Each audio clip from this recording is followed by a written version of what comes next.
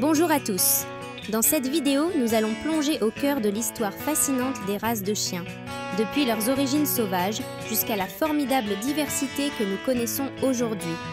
Ensemble, nous explorerons le long voyage qui a conduit les loups des temps reculés à devenir nos fidèles compagnons, aux multiples rôles et caractéristiques. Préparez-vous à découvrir comment, à travers les millénaires, l'homme et le chien ont évolué côte à côte, façonnant des races uniques adaptées aux besoins, aux environnements et aux cultures de toutes les époques. Processus de domestication et périodes anciennes. La domestication des chiens remonte probablement à 20 000, 40 000 ans, bien avant la révolution agricole, à une époque où l'humanité vivait encore de chasse et de cueillette. Le processus a sans doute commencé lorsque des loups se sont rapprochés des campements humains, attirés par les restes de nourriture. Les individus les moins craintifs et les moins agressifs ont davantage survécu au contact de l'homme. Sans en être conscients, les humains ont favorisé les loups plus doux et sociables, encourageant une évolution progressive vers un tempérament apaisé et adapté à la proximité humaine. Ces premiers canidés, proto-chiens, ressemblaient encore fortement aux loups sur le plan physique, mais se distinguaient déjà par un comportement plus coopératif. La domestication pourrait avoir eu lieu en plusieurs points du globe, chaque population de loups entrant en contact avec des groupes humains différents, créant ainsi une diversité génétique à la base des futures races de chiens. Les découvertes archéologiques, restes de chiens dans des sites préhistoriques, indiquent que de telles relations homme-chien se sont développées dans de nombreuses régions, dont l'Europe, le Moyen-Orient, l'Asie de l'Est et l'Amérique du Nord. La révolution agricole et le rôle du chien. Il y a environ 10 000 à 12 000 ans, la sédentarisation et l'agriculture ont transformé la société humaine, ouvrant de nouveaux rôles aux chiens. Les chiens ne servaient plus seulement à la chasse ou à la surveillance des campements, mais aussi à protéger les troupeaux, à garder les champs, à éliminer les nuisibles et à sécuriser les réserves alimentaires. Les éleveurs ont encouragé la reproduction des chiens les plus aptes à remplir une fonction donnée, grands gardiens pour le bétail, petits et rapides pour la chasse aux rongeurs, etc. Des particularités physiques et comportementales se sont ainsi peu à peu fixées, préparant la voie à des types de chiens encore plus spécialisés, bien que le concept de race au sens moderne n'exista pas encore. Les grandes civilisations anciennes et la diversification. Dans l'Égypte antique, en Mésopotamie, dans la vallée de l'Indus, en Chine ou en Mésoamérique, des représentations artistiques et des archives indiquent que les chiens étaient utilisés pour la chasse, la garde, les rituels religieux ou même comme symbole de statut social. Les fresques égyptiennes montrent des lévriers élancés, rapides et adaptés à la poursuite visuelle du gibier. Dans l'Antiquité grecque et romaine, on distingue déjà des chiens de chasse, de garde, de guerre ou même d'agrément, preuve d'une diversité fonctionnelle marquée. En Chine, certaines cours impériales accueillaient de petits chiens d'ornement, prémices des races décoratives destinées aux élites. Dans les régions froides ou sur les plateaux d'Asie centrale, des chiens robustes et à l'épais pelage ont émergé pour tracter des traîneaux ou garder le bétail dans des conditions climatiques extrêmes. Le Moyen-Âge, le féodalisme et la spécialisation fonctionnelle. Au Moyen-Âge en Europe, la noblesse perfectionne l'art de la chasse, sélectionnant des races adaptées à la poursuite, au flair, à la capture du gibier. Des châteaux et des forteresses nécessitent de grands chiens de garde, tandis que les fermiers favorisent des chiens petits mais vifs pour protéger leurs biens. Ainsi, selon la classe sociale, les rôles canins se multiplient et se polarisent. Chiens de luxe pour les cours royales, chiens utilitaires pour les paysans. Cette organisation sociale accélère la différenciation des types de chiens. Sans être encore des races au sens strict, des lignées plus homogènes commencent à se dessiner. Les grandes découvertes, les routes commerciales et la multiplication des types. À partir du XVe siècle, les grandes explorations maritimes et les échanges entre continents entraînent la diffusion des chiens à travers le monde. Les animaux importés dans de nouveaux environnements se croisent avec les types locaux, apportant des variations génétiques et créant parfois de nouveaux profils. Sur les navires, des chiens sont choisis pour chasser les rats ou pour tenir compagnie aux marins, favorisant leur dispersion dans les ports et les comptoirs. Ainsi, la mondialisation avant l'heure modifie la physionomie des populations canines, renforçant leur diversité. La révolution industrielle, l'urbanisation et les premiers standards. Au XVIIIe et XIXe siècle, l'industrialisation et l'essor des classes moyennes redéfinissent le rôle du chien.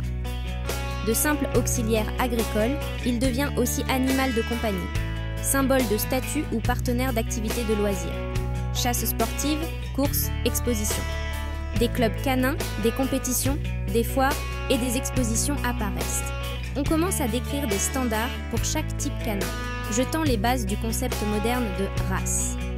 Au Royaume-Uni, la création du Kennel Club 1873 et l'enregistrement des pédigrees structurent la cynophilie.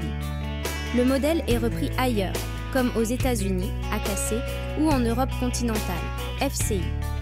Désormais, chaque race est définie par des critères physiques, taille, poids, forme de la tête, couleur, type de poil, et comportementaux, aptitude à la garde, à la chasse, au travail ou simple compagnie. Avancées scientifiques, génétiques et époque contemporaine. Au XXe siècle, la génétique permet d'analyser les liens de parenté entre races, de comprendre l'origine de certaines caractéristiques et maladies héréditaires. Certaines races anciennes conservent des lignées génétiques très pures, tandis que d'autres, créées récemment pour des raisons esthétiques, se sont développées en quelques décennies. La vétérinaire moderne identifie les problèmes de santé liés à l'exagération de certains traits. Museau trop court, pattes trop courtes, poussant les éleveurs responsables à corriger les dérives. Les technologies, tests ADN, dépistage génétique, aident les éleveurs à éviter la transmission de maladies héréditaires et à améliorer la santé générale des lignées.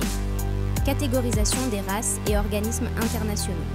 Des organisations comme la FCI, l'AKC, le KC classent les races en groupes selon leur fonction historique. Chien de berger, chien de chasse, chien de traîneau, terrier, lévrier, chien de compagnie, etc.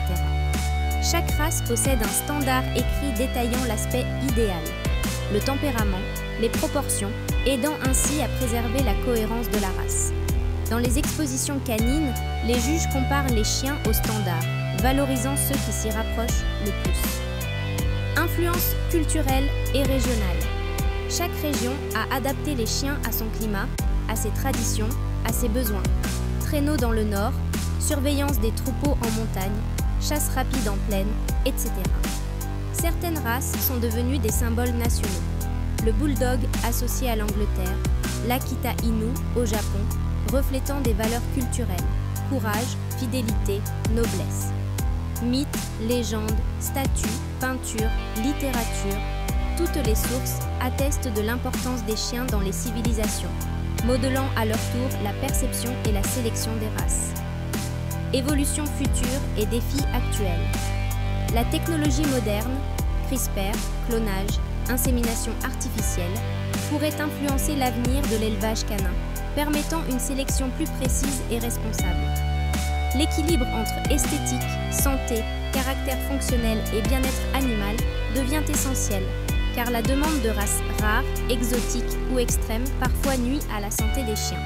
Les tâches contemporaines, chien guide, chien de détection, chien thérapeute, nécessitent des aptitudes particulières, influençant à leur tour la sélection. La prise de conscience grandit. Les futurs éleveurs et propriétaires s'efforcent de préserver non seulement la beauté, mais aussi la qualité de vie et l'équilibre psychique de chaque race. Point clé du parcours historique. Première domestication. Approche des loups, sédentarisation progressive des populations canines dociles. Révolution agricole, apparition de rôles spécifiques, garde du bétail, protection des champs, extermination des nuisibles. Civilisation ancienne, diversité fonctionnelle, chasse, garde, rôle symbolique, ornemental, et première différenciation régionale. Moyen-Âge, polarisation des fonctions selon les classes sociales, perfectionnement de types spécialisés. Grande découverte, brassage génétique entre continents, création de nouveaux hybrides. Ère industrielle, apparition des clubs, standards, concours, enracinant le concept de race moderne. Ère scientifique, analyse génétique, correction des problèmes de santé, sélection plus éclairée. Époque contemporaine, adaptation continue aux besoins d'une société en mutation, prise de conscience du bien-être animal. Nous venons de retracer l'extraordinaire odyssée des races de chiens, depuis les loups proto-domestiqués jusqu'aux multiples lignées perfectionnées par des siècles de sélection. Cette aventure témoigne de la capacité humaine à transformer un allié sauvage en un compagnon de travail, de loisirs, de protection et d'affection. Les races de chiens racontent notre histoire, nos déplacements, nos goûts, nos traditions et nos innovations. Face aux enjeux actuels, entre la préservation du patrimoine génétique et le bien-être de l'animal, il nous revient de poursuivre cette relation basée sur la confiance, le respect et une compréhension approfondie de leur nature. Ainsi, les chiens continueront d'accompagner l'humanité dans toutes les époques à venir.